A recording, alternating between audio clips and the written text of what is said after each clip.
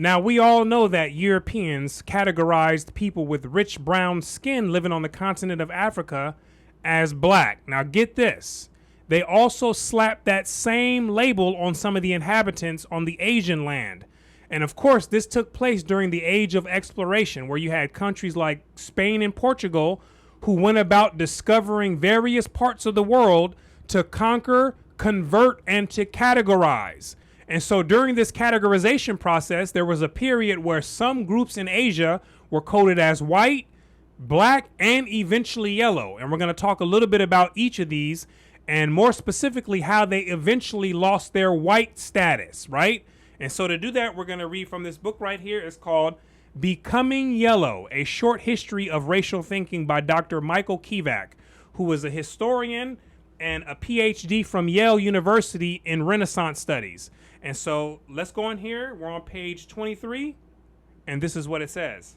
When pre-modern European authors attempted to describe the residents of other lands, there was often little agreement about precisely what color they were, partly because before the end of the 18th century, there was no systematic desire to classify people according to what we now call race.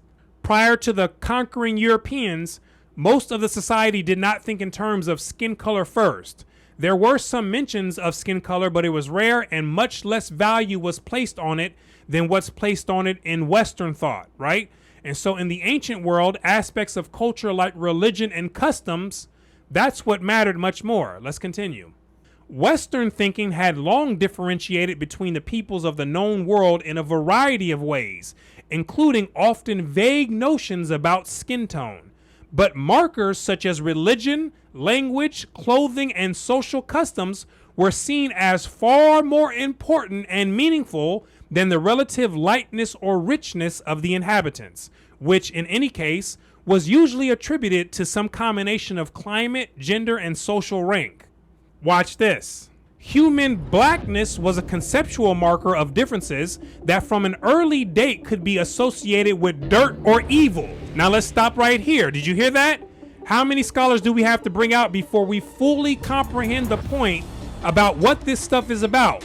He said that blackness was a marker from the earlier times that was linked to dirt or evil, right? And this is referring to Western thinking, not Kemetic or Bantu thinking. It was Westerners who took this concept of evil and start linking it with the color of black, right? And Western society today still links black with evil when you have concepts like black magic. Let's keep going. Satan was perceived as the only true black individual. Not today, though. There's millions of people who have been conditioned to perceive themselves as black, and most have never thought for 1 second to question or to research the origins of that identity, because if they would do that, then they would find out what this was used to represent, right? The character Satan, the ruler of darkness. Understand, here we go. But in a broader sense, it was also an adjective that was constantly utilized to suggest sin, idolatry, and cultures that lay outside the Christian community. And that's who he's saying was being tagged by the Europeans as black. Now watch this. Anyone beyond or on the fringes of Europe could be coded as dark or black.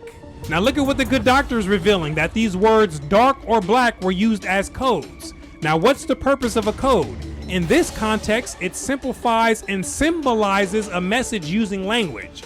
So the codes were dark and black, which meant inferior people, morally impure people, sinful people, lustful people, evil people, wicked people, people of Satan, right? All these different types of ideas. And instead of repeating all these ideas over and over about a group, all they did was take these ideas and then compress them down into these words dark or black, right?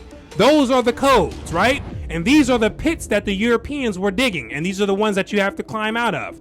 Understand, there's no way that I'm walking around today talking about I have dark skin, right? That's not happening. That's not happening. This word is also overly used today to describe all things evil and wicked, right? If you just pay attention. Every time you hear someone talking about something bad, they're referring to it as something dark, right? Pay attention. And as a matter of fact, I learned from this interview not too long ago about this thing called the dark web, right? Understand. And that's supposed to be like the evil side of the internet, the extreme evil side of the internet, where all things illegal are bought and sold without being detected, right? And all sorts of other wickedness is supposed to take place in that realm. And so these are the types of vibrations that are lumped together in the code of dark or black. Understand? And let's keep reading. Yet this too was not a racial distinction in the modern sense of the term. Even earlier in the Greco-Roman world, skin color seemed to have much less significance, although the lands to the east, known collectively as India, were always associated with marvels, fabulous wealth, and various forms of both human and non-human monsters. It is against this background that we must understand a certain level of surprise when the earliest medieval travel narrators, such as Marco Polo at the end of the 12th century, referred both to the leaders of Cathay and the people of Japan as white, Bianca. So the white that they're using is not in the racial sense at this time, is what he's saying. It's another code, and it's obviously coded to mean the opposite of black. In 1511, the Portuguese were able to establish a permanent outpost for East Asian trade at Malacca, which for some time had already been a site of thriving international commerce. Persistent rumors of white people in the Far East had suddenly become a reality, as both Chinese and Japanese, as well as Arabs and other East Asians, were a common sight. The whiteness of these people was constantly highlighted, not only in contrast to the Indians, but as a term that described their presumed level of civilization. And that's part of the code. For those people who had a certain civilization, they could be coded as white. That's one of the reasons why he's saying that the Japanese and the Chinese were coded as white during this time. In the beginning of European age of exploration, in short, East Asian people were almost uniformly described as white, never as yellow.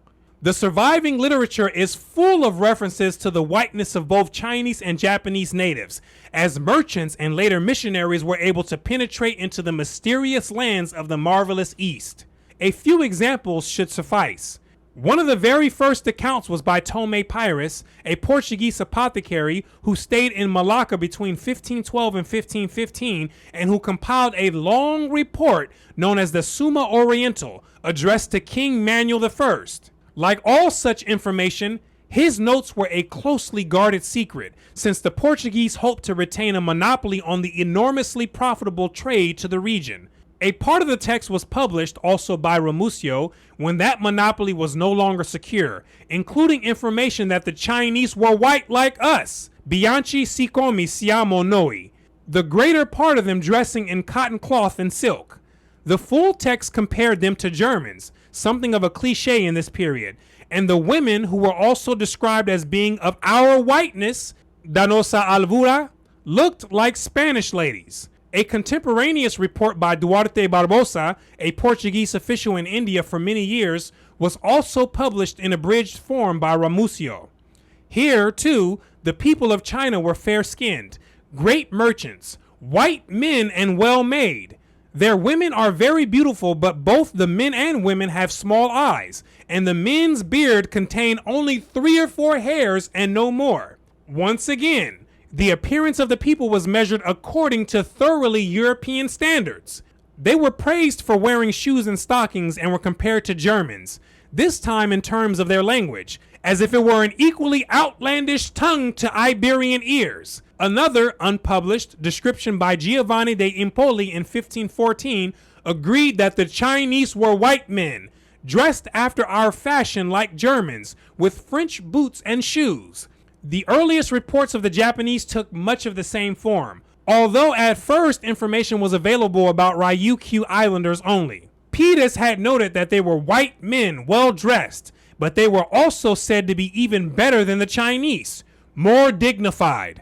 This is because they were perceived to be wealthier, and in 1517, an order was sent out to find the location of these people of Laquia. My review of these early accounts is both cursory and oversimplified, but it should be clear immediately that the whiteness or reputed whiteness of these people was not a racial designator, and indeed not really even a description of their color. If the Chinese or Okinawans were described as white, it was a function of their affluence and their power and their apparent level of cultural sophistication. like all color terms, was evaluative rather than descriptive, meaning the colors were used more so to assign an assessment to people's culture or civilization compared to the Europeans, rather than a literal description. And I can see how this could be the case in some instances, and especially this here. But the English travelers that went over to Africa in the earlier periods, the narratives that they were creating were describing them literally as black, right? And so they could have been using that as a literal term in addition to creating these codes of their perceived status as well, right? But let's keep going. Perhaps East Asian pigmentation was seen to differ from that of Africans or Indians or Malaysians, but this was not why they were called white. Before long, it was also a function of their perceived capacity to become truly civilized, which is to say, converted to European Christianity.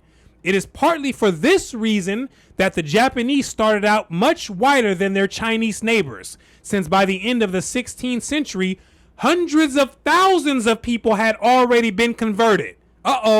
Here we have European Jesus coming to save souls and to be planted in the minds of the Japanese. So here he's saying that their acceptance or willingness to accept Christianity is what made them whiter than the Chinese in the beginning. Let's keep going.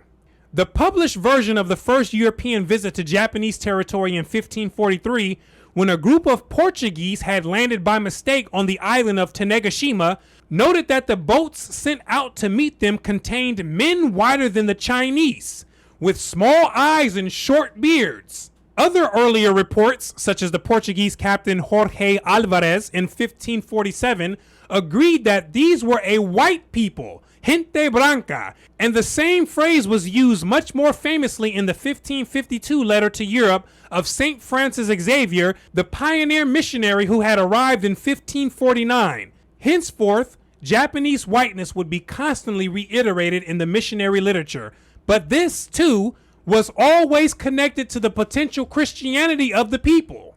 Xavier notoriously described them as the best people yet discovered, among the infidels, that is, but this was a verdict thoroughly based on local codes of honor, honesty, and virtue that were perceived as being amenable to Western Christianity. As fellow missionary Balthazar Gago put in 1555, despite the fact that the Japanese were handsome, polite, and cultured white people, gente branca, it was no marvel to see them fall into misery as they lacked true religion, as most religious people think they have, right? They think they've got the one and only true religion. Let's keep going. Or as another anonymous missionary wrote in 1581, the Japanese might well be white and even superior to many Europeans, but it was precisely those qualities that made them especially fit for taking up the religion of Christ. Not everyone would share this sort of enthusiasm, however, and many insisted that the Japanese were colors other than white. Just when we thought the Japanese was going to maintain his status as the white man, people came along and they said, nope, we're not having that. Now let's see what color they tried to slap on them next. Here it is. Alessandro Viglignano, for instance, the Jesuit visitor to Japan and the chief architect of the program for conversion, disgustedly noted how many Portuguese continue to refer to the Japanese and the Chinese as well as Negroes. You see that? They tried to code them as Negro or the color black, which is to say inferior, right? And the missionary Alessandro, he did not like that one bit. Now let's keep reading. Other non-missionary eyewitness travelers such as Oliver Van Noort and Dirk Pomp found the Japanese brown and black instead. And when 4 Japanese teenagers made a papal visit to Rome in 1585, a public relations event carefully orchestrated by Viglignano as well, they were variously described as olive, brown, pale, and deathly, the color of Africans and the color of lead. You see that? This is what these people were doing. It looks childish and foolish, but this is how they got busy. But here we go. And this was despite the fact that they had already been converted. So some people were not giving them the white status even after they had become Christians. One commentator puzzled over the fact that they lived in a cold climate. They should be white. And he tried to explain this fact by appealing to the idea that perhaps their olive skin was simply a result of their long and arduous journey. Soon enough, however, Japanese Christians would become the object of increasingly frequent and often horrific persecutions. In 1614, the religion was officially banned, and in 1639, the last remaining Westerners had been summarily expelled. This was a defense strategy. The Japanese leadership caught on to what the Europeans were doing, which was using missionaries as a tool to colonize nations, right? And they saw Christianity spreading like wildfire in Japan, and they thought to put it out before it burneth hotter than a coal and potentially destroy Japan's political stability. Now, unfortunately, there were Japanese Christians who died during this process, right? And during this purge, and this is really unfortunate. But it's obvious that the Europeans were using missionary tactics as a major part of their domination strategy. And the Japanese were just one of the few nations who were able to catch wind of it before it was too late, right? And on top of that, they were also one of the few nations who were never colonized by the Europeans. Let's keep going. The tone of all European reports, as one might imagine, grew steadily more subdued along with the complexion of the natives. When an actual Japanese ambassador showed up in Rome in 1614, he was judged to be pallid, tanned, yellow, tending to olive, and greasy black. In 1660, even the official Jesuit history now called them olive. Another Jesuit text from 1715 continued to assert that the Japanese were at least less olive than other East Asians, but this view was revised 20 years later when the same author proclaimed that their color was just as olive as the Chinese. In the meantime, Engelbert Kempfer's History of Japan had been published in 1727, which remained European standard account until well into the 19th century. Here the Japanese were no longer white, but brown instead, and this was rendered into English as tawny and into French as basanez, which along with alivastro were perhaps the most common terms for describing native peoples who were not exactly black but not white either. By 1660, published reports had described the Chinese as brown, red, tawny, black, and swarthy, and over the next 200 years, they were also dun, tanned, ashy, sanguine, olive, brunette, ruddy, and florid. And these were only the English terms. Here we go. The French text made the Cantonese black, while those of the other regions were said to resemble blonde and red Germans. And the Cantonese are an ethnic group from South China, and some of the French coded them as black, which is wild. Finally, both the German and Latin editions, they were produced by the same publisher, described the Chinese as yellow. But this time the color was applied to the richer Cantonese rather than the German-like Northerners. And now we're finally getting into the yellow part, which is what this book is really about. It's about people from the Asian landmass becoming yellow, right? And as we can see right now, they were coded as many other things before they were coded as yellow, like white, black, brown, and ruddy. Now let's continue. But lest we jump to the conclusion that yellow had now become a colored category in the modern sense of the term, both the German and Latin texts also utilize yellow to describe the more fair-skinned residents of the North, who were white and pale and yellow, like the Germans. What did it mean then if the Chinese were called yellow or gelblich? Depending on the language in which it was expressed, yellow could carry either positive, fair blonde, or negative, colored non-white connotations. Or perhaps we should say that yellow began as a way of emphasizing Chinese proximity to Europeans. Not all Chinese are rich, but that over time it had become redeployed as a term of complexional distance. No Chinese is white. Similarly, a number of early travelers to North and South America described the natives they encountered as fair-skinned and indeed white. It was also hypothesized that Native Americans were descendants of the Chinese. But the Native Americans slowly became categorized as redskins at exactly the same time that the East Asians began to be yellow. And analogous patterns could be said to exist in other regions visited by Europeans. And pay attention to how these people being put in these categories changed over time. This is the game that they were playing, right? And they knew that these categories were just made up. But the people that get locked down in these categories, they begin believing these things to be real and believing that this is who they really are because they have accepted those identities. Let's keep going. Yellow was another of these intermediate shades that was neither white nor black, although it had no such real excuse like the Indians' redness to fall back on. Now pay attention to this. In the Chinese context, yellow clothing was reserved for the use of the royal family. One of the mythical founders of China was known as the Yellow Emperor, and the Yellow River, the central color, the color of the earth, was a vital feature of many aspects of Chinese cultural life. So in Chinese context or Chinese worldview or Chinese thinking patterns, yellow represented royalty, and this is much different than how the Europeans thought of that color. But none of these things could hope to explain why East Asia, and not just Chinese, skin should be yellow too. At the end of the 18th century, Johann Friedrich Blumenbach would place East Asian skin halfway between the color of cooked oranges and grains of wheat. But it is noteworthy that East Asians were just as frequently compared to dried up or lifeless things, in Blumenbach as well, who mentioned desiccated lemon peel. One of the earliest published references to yellow Japanese in Arnoldus Montanus's record of 2 mid-17th century Dutch trade missions, published in 1669, had a similar valence. It was here claimed that while in relation to other East Indians the Japanese may be white, they were yellowish and lacking a lively color when compared to Europeans. As a French translator even more chillingly put it, the Japanese were de un couleur morte, meaning of a dead color. In the 1660s, John Serres described a group of upper-class Japanese women as clear-skinned and white, but wanting color.